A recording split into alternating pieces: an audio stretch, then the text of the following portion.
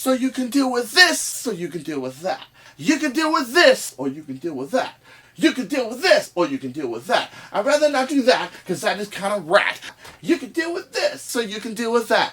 You can deal with this, or you can deal with that. I'd rather deal with this, because this is where it's at. Do-da-dippity. Hey everybody, welcome to episode 22 of Nerf News from the Owl Ranch. And I'm your host, Chris Cartaya, and I just wanted to show you the difference between a great war where people know how to actually at least orient their YouTube correctly, and a whack war where somebody tried to put it up on the same day because they're the great modded stock league in California, and you know what? They have so few people. It's insane. I mean, and not only that, but it's just like, you know, I'm the Edward of Nerf, but at least I know how to, like, orient my video right. Yeah, I mean, I'm no master. I'm no Coop. I'm no Drac. I'm no Wacom S7, okay? My main focus is modding and playing, not as much video, and even this with the head cam was, oh god, I hated it. But I still did it, because last year I didn't get a good Armageddon, and look at these shots I'm getting with the freaking Chronomag. Oh my gosh. This was really, really cool. I did really, really well, you know. I mean, I just can't believe how hard can it be? Plug it into a video editor, guys.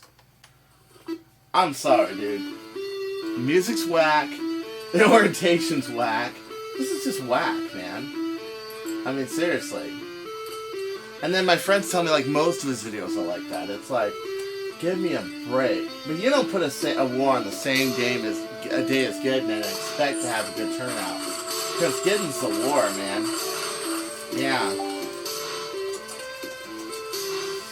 Okay, I'm going to kill this music before it gives me cancer in my ears. But yeah, you can see, it's just, yeah, not that great a turnout, really wide out space, not that really well planned, not like a show like, yeah, like Nerf Haven and Zeke and Apollo 256 and Nate, which, by the way, I'm doing a People of Armageddon coming up, but look at this, I'm going to turn it, this is really, it's awful, it's so awful, I don't even want to look at it anymore. This has got to be our background, it's got to be, yeah, so, and anyway, we got a lot of news this week. We got news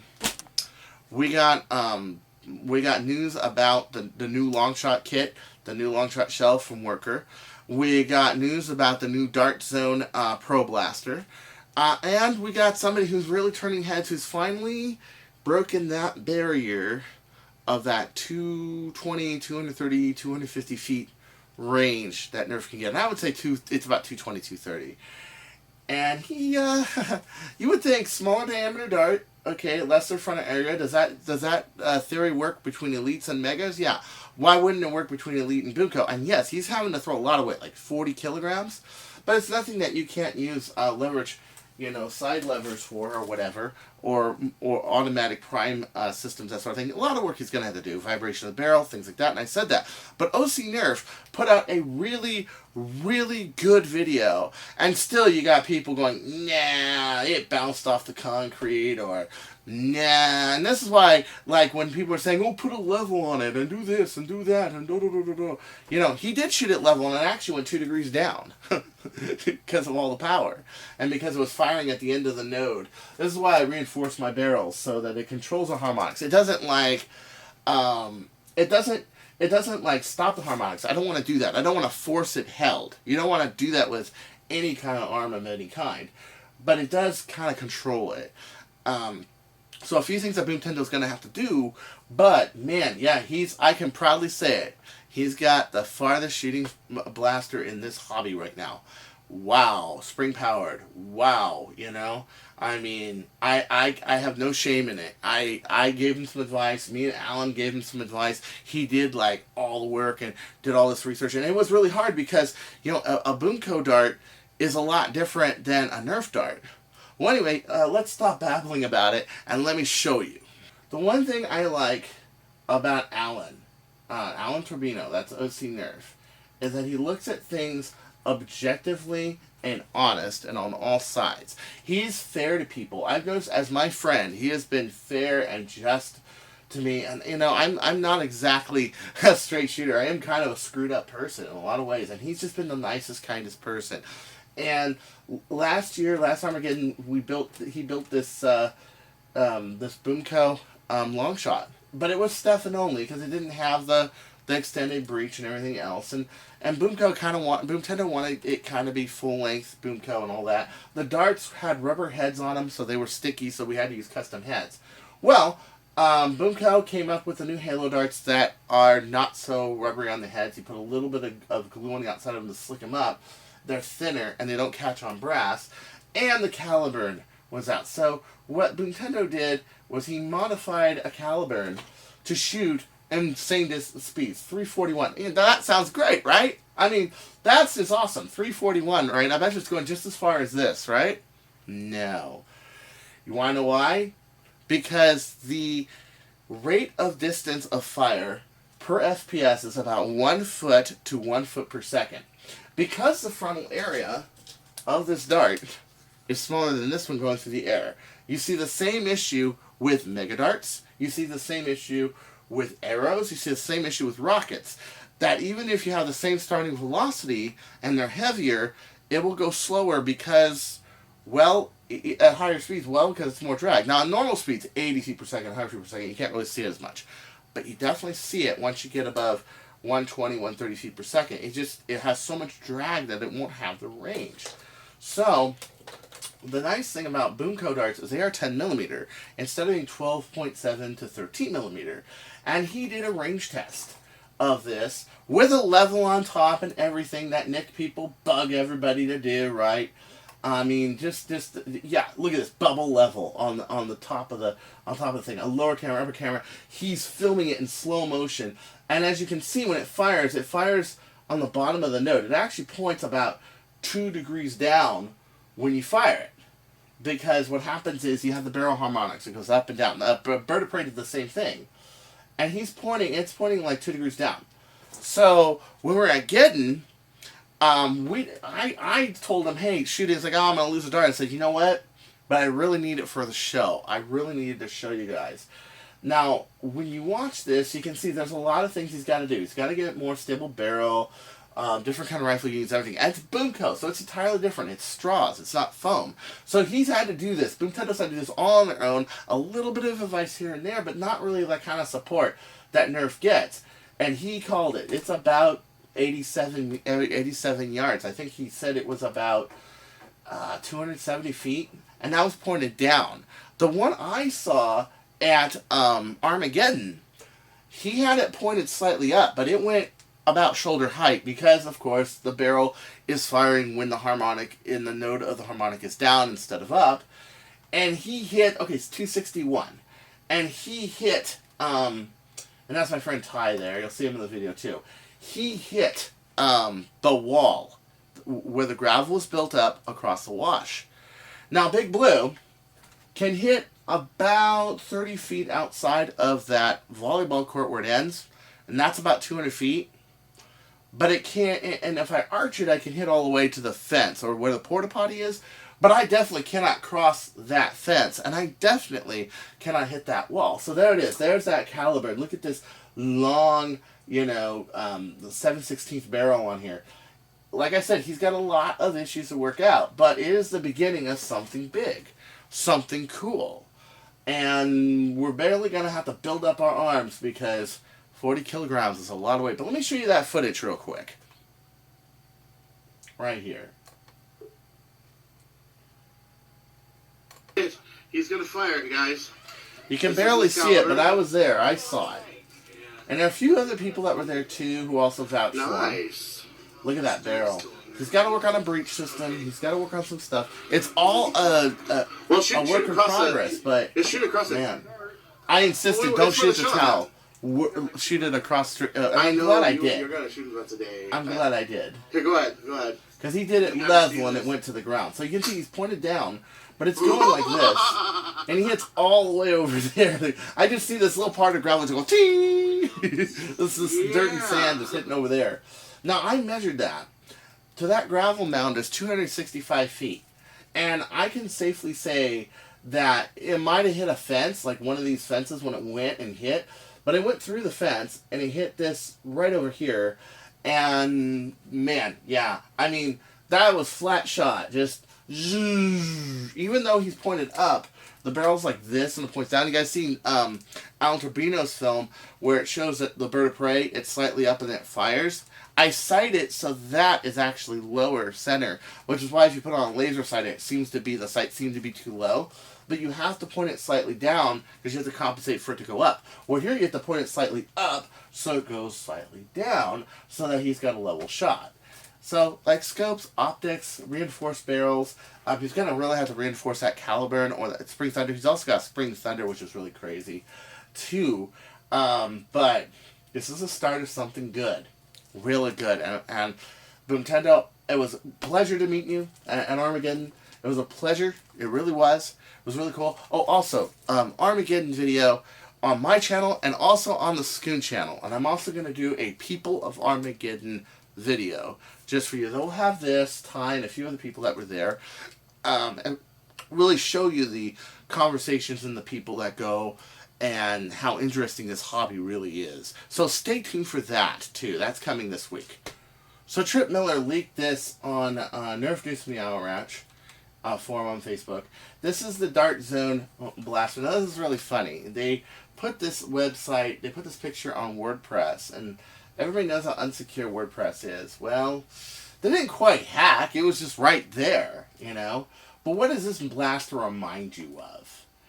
It kind of reminds you of, like, you know, a prophecy, doesn't it? Doesn't it just remind you of a prophecy? Especially the Type R prophecy with the front there. Yeah. So it's got the takedown pins of the CETA, so they borrowed a lot of stuff there, too. But here's a real kicker. It's going to be $50 and shoots 150 feet per second out of the box. That's hairy. Plus, look at this long tube. Now, I know if they use the same long spring idea that was on Red October, that the prophecy copied, that it's very possible that with full length, yes, it can shoot 150 feet per second. Plus, do put in mind, there's also a full-length breech shooting 150 feet per second. I see a little bit of a barrel material there.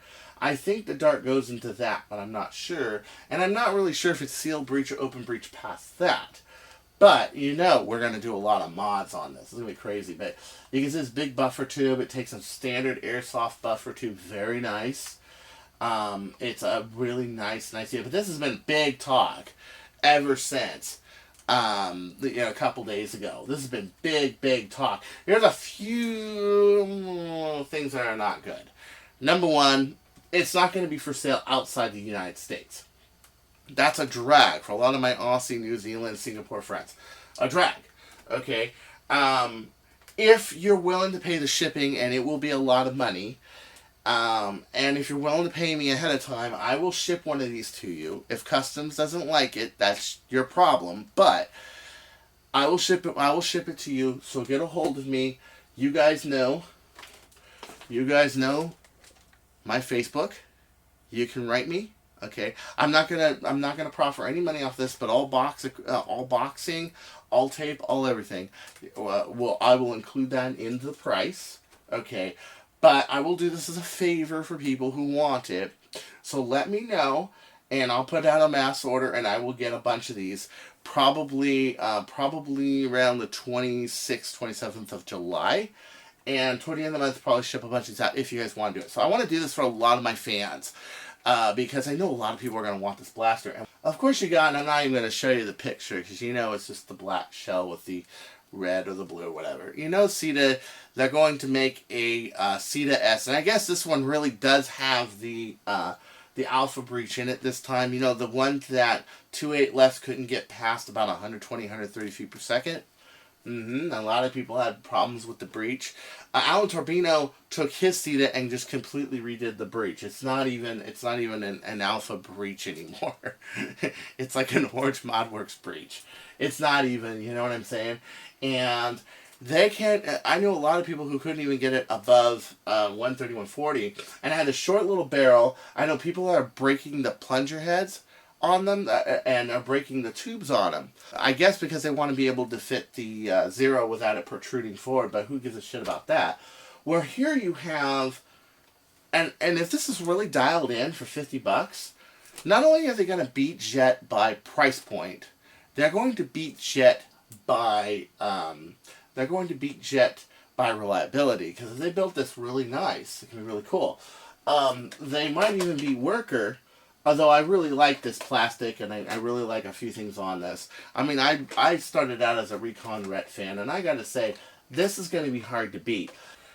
The other issue with this blaster is if the internals are really well made, let's say like the Kronos is, or to the point where you can throw 18.5 in there, you don't even have to replace that catch, or the plunger rod, or the tube, or anything. You just put a stuffing kit in there and you're ready to go. If the internals are good enough, a person can easily brass breech this, put bigger springs in it, what have you. If you don't have to buy another sled, that's really cool. And that could really make this blaster take off. What I foresee as a possible problem is that nothing is compatible in here. Not compatible with a Ret bolt sled. Not compatible with anything. That's not a copy of a Ret, that it's more, but the handle more goes here and then screws onto here, right there, which was a really nice touch way to do it. The thing is that how compatible are the parts going to be? Will it have to be specific aftermarket parts? And if it's popular enough, they might make aftermarket parts like the Ret, yes, but I doubt it. I've seen how Worker hasn't really climbed on top of the Kronos. And even when Star does, they make this really underpowered version of it, where like somebody like Nerf Easy-E, he made a really good version of the Kronos, of the Chronomag, seeing this vacuum, okay? But I don't know if what's going to be. So many things can make or break the Dart Zone Pro, in my opinion. And I'll tell you what will make. If it's strong enough that you don't need to replace the sled, and that you can easily throw like 14K or 16K back here, okay? And not replace anything, okay, 1. 2, even if it doesn't have a seal breech, that one can easily brass it. And 3, if the blaster... if everything's compatible, or the mag's 100% Nerf compatible, we'll see. Is everything backwardly compatible with Nerf? And if it is, you could really see the CETA lose, and the Prophecy lose a lot of market share, because if this is available in stores, why not buy this? And I think it's about time that a good blaster company, a well-known, well-distributed blaster company, like Dart Zone, actually builds a good modest stock blaster. I mean, like, look at this Adventure Force blaster here, okay? I can put 18.5 in this thing because it has a nice catch system, and I haven't worked on it yet, but I'm going to make this kind of like a Raider with an 18.5. Woo, baby, yeah. But it can be done. You can make a durable enough blaster that can shoot in the 150s, 250s. And even if all that fails, this may be a really good blaster for King of the Hill. It might be handy, might have a good rate of fire. I mean, you don't know. It all depends on what we see when we take it apart. That's the big thing.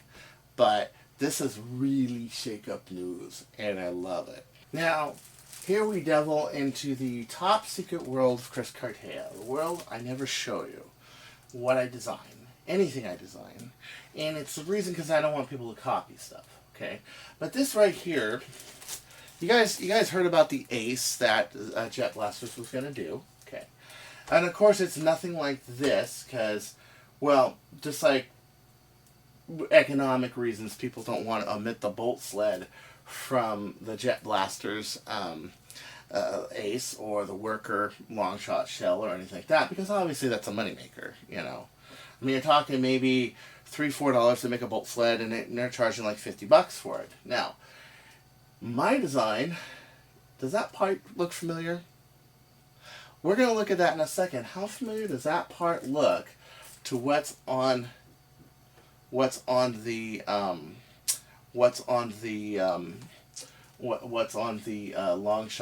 the Worker Longshot? Now, but one thing you'll notice about my design and Worker design and Jet's design, their Ace, is they all require a bolt sled.